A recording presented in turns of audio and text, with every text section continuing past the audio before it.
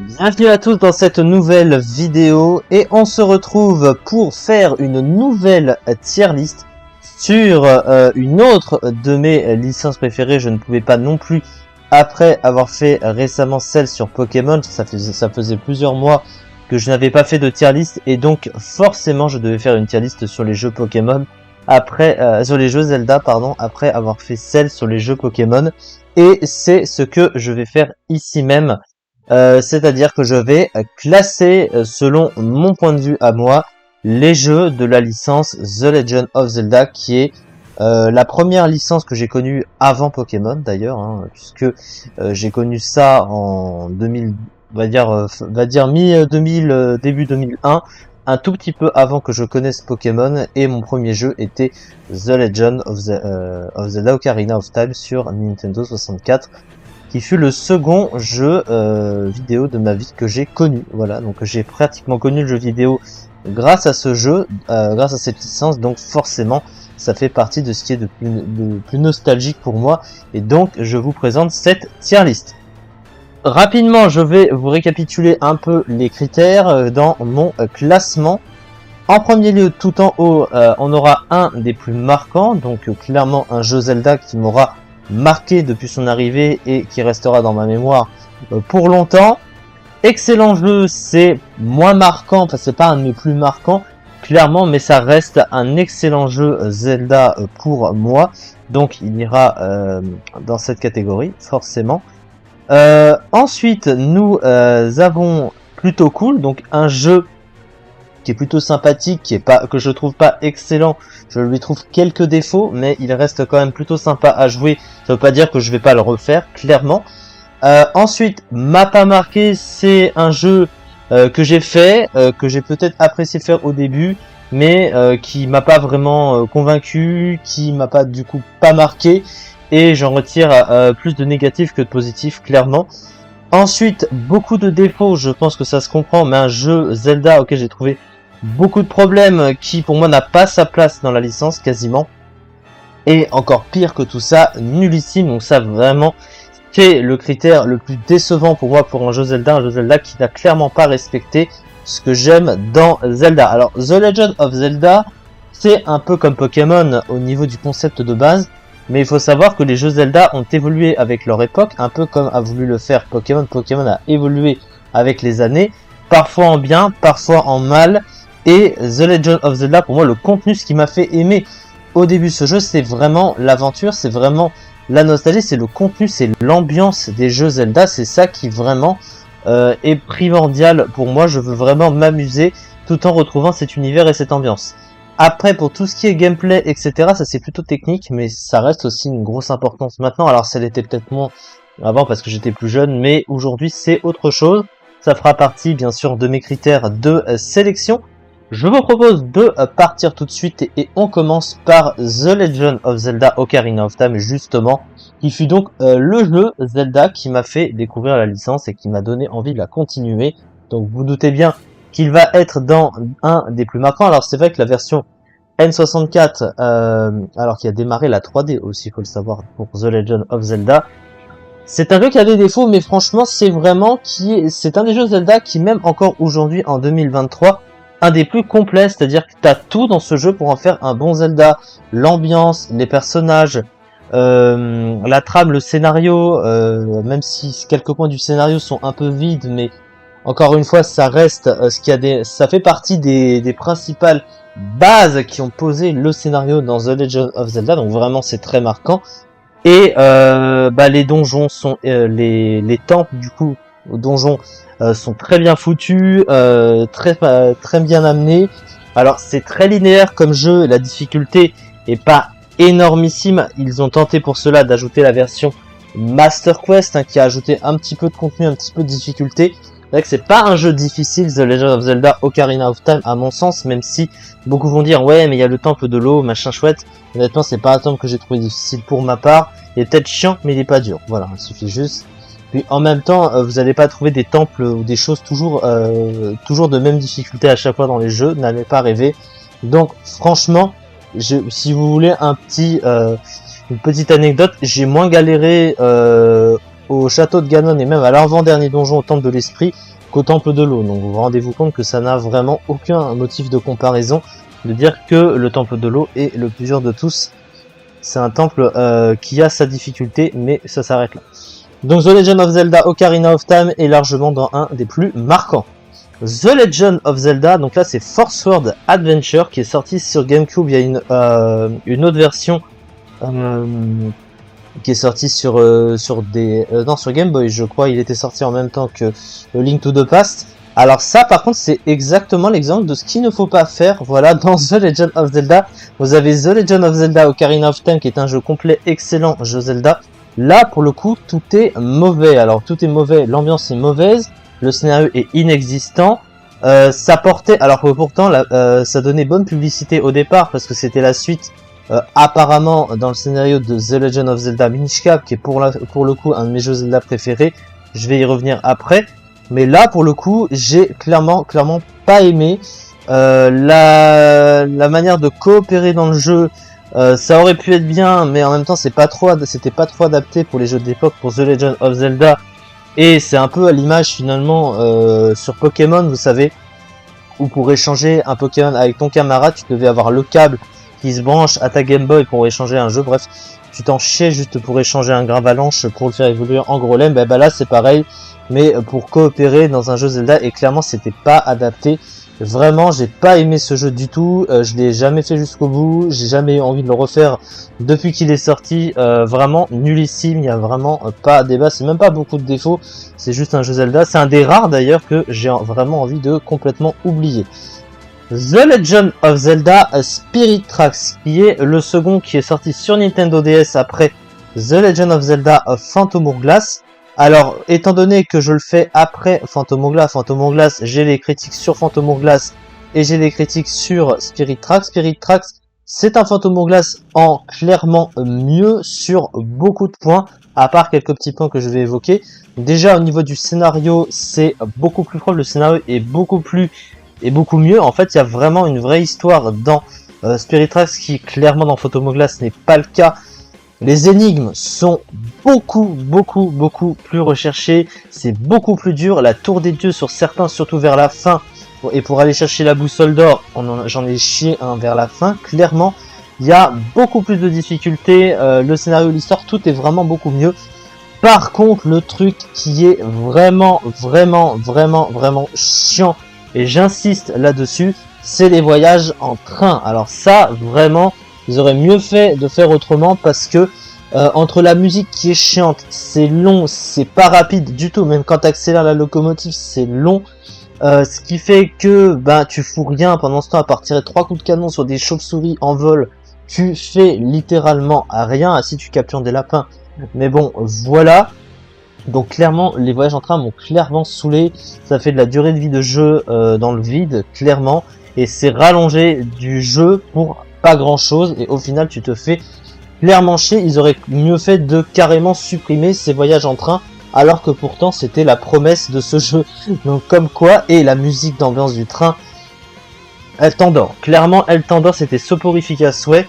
Donc, du coup, je peux pas le mettre dans excellent jeu parce que clairement, il y a tout ça. Je vais le mettre dans plutôt cool. Voilà, parce que il n'y a pas beaucoup de points négatifs. Encore une fois, le jeu est mieux que Phantom Hourglass, donc je vais le mettre là. The Legend of Zelda Minish Cap. Alors, The Legend of Zelda Minish Cap, c'est clairement un de mes plus marquants.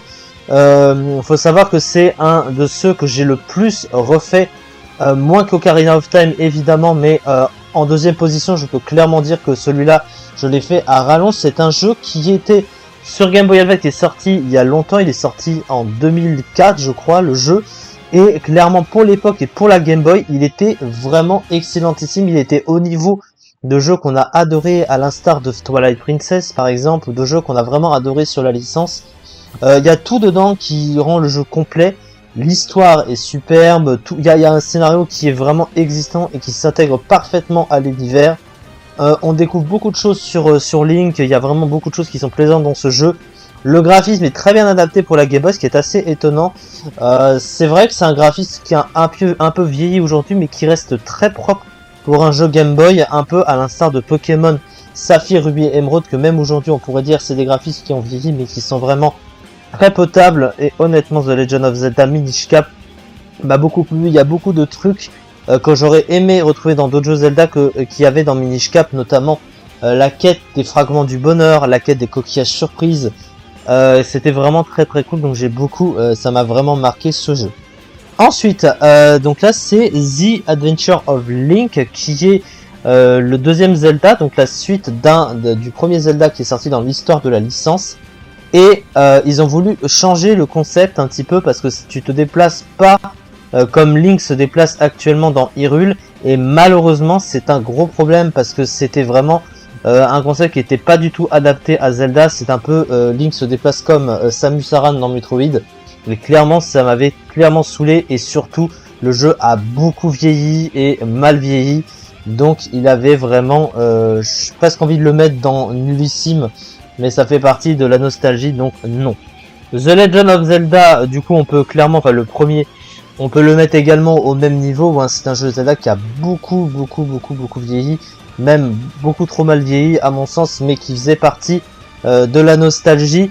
Et au moins il n'y avait pas le concept foireux du deuxième, donc finalement on va peut-être le mettre devant.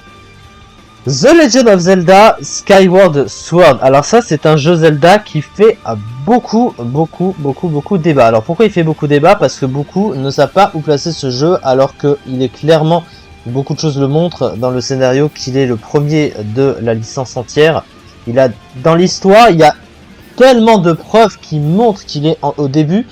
Surtout que il est sorti pour les 25 ans de la licence, et ils avaient déterminé une chronologie à Zelda à ce moment-là. Alors beaucoup ne sont pas d'accord avec la chronologie, mais honnêtement, en termes de logique, Skyward Sword a vraiment des éléments comme quoi il est avant les autres. L'avatar du néant, c'est une preuve.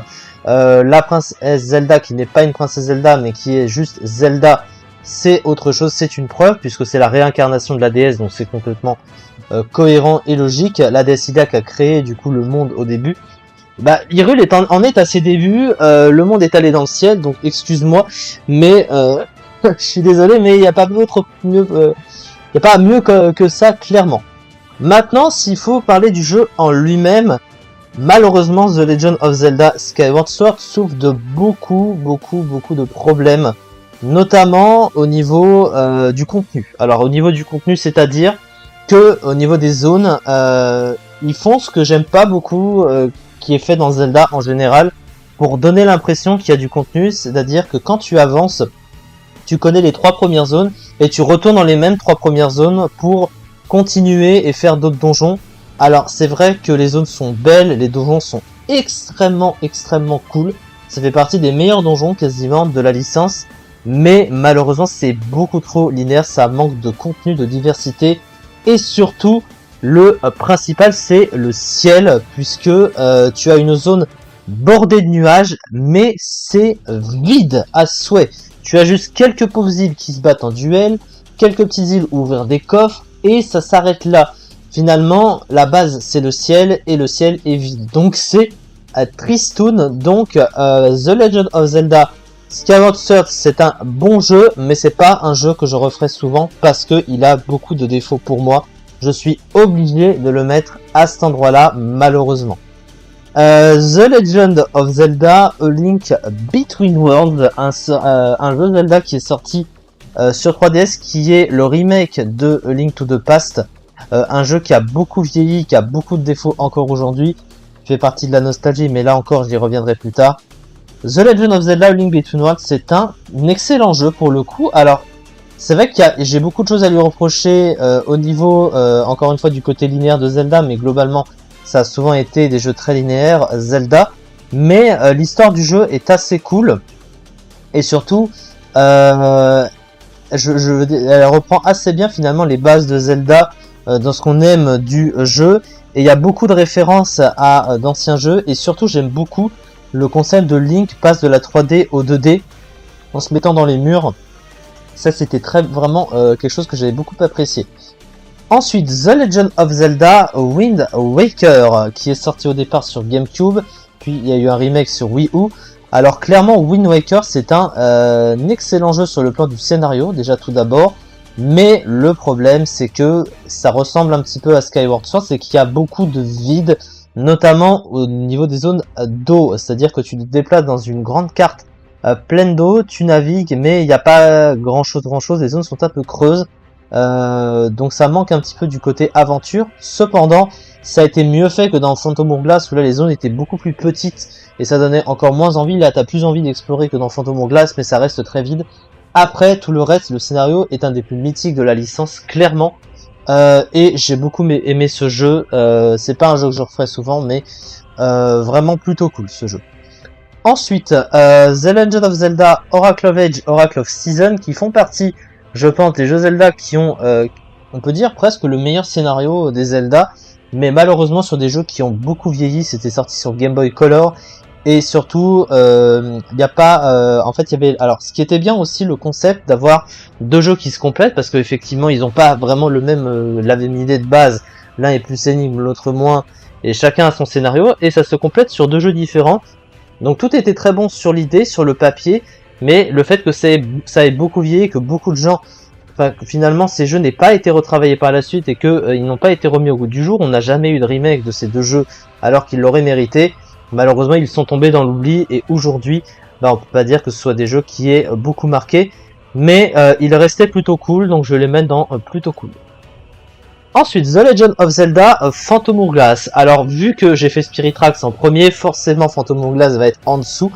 Pour moi, Phantom Hourglass, c'est un jeu qui a beaucoup de défauts. Alors déjà, il faut noter que ce sont les seuls et les premiers, d'ailleurs lui en premier, ayant lancé la mécanique sur Nintendo DS avec notamment le stylet. Et jouer Link au stylet sur la DS, est-ce que c'est bien? Non, ce n'est pas bien, clairement.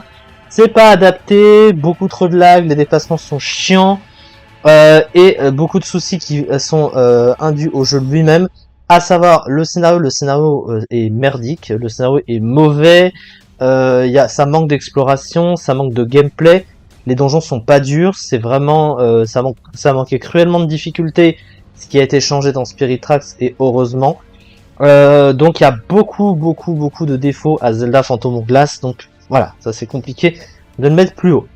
The Legend of Zelda Twilight Princess, bon, il n'y a pas trop de débat, hein, je pense que c'est clairement un des meilleurs jeux de la licence.